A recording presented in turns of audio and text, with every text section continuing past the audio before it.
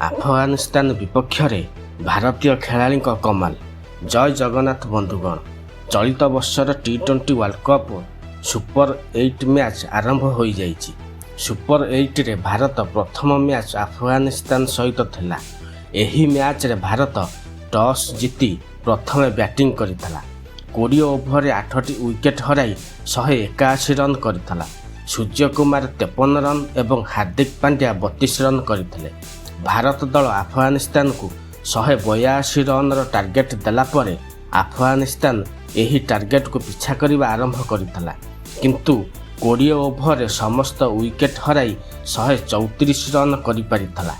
ଏହି ମ୍ୟାଚ୍ରେ ଭାରତ ଦଳର ଖେଳାଳିମାନେ କମାଲ କରିଛନ୍ତି। ଭାରତ ଦଳର ବୋଲର ଅର୍ଶଦୀପ ସିଂ 3ଟି ୱିକେଟ୍ ନେଇଥିବା ବେଳେ ଜସପ୍ରୀତ ବୁମରା 3ଟି ୱିକେଟ୍ ନେଇଛନ୍ତି।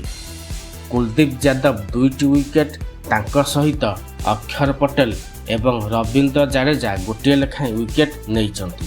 ଏହି ମ୍ୟାଚ୍ରେ ଭାରତ ଦଳର ଖେଳାଳିମାନେ ଆଫଗାନିସ୍ତାନକୁ 134 ରନ୍ କରିବା ପାଇଁ ସୁଯୋଗ ଦେଇଥିଲେ। ଏହି ମ୍ୟାଚ୍ରେ ଭାରତ ଦଳ ଆଫଗାନିସ୍ତାନକୁ ପରାସ୍ତ କରିଛି। ଭାରତ ଦଳ 47 ରନ୍ରେ ବିଜୟୀ ହୋଇଛି।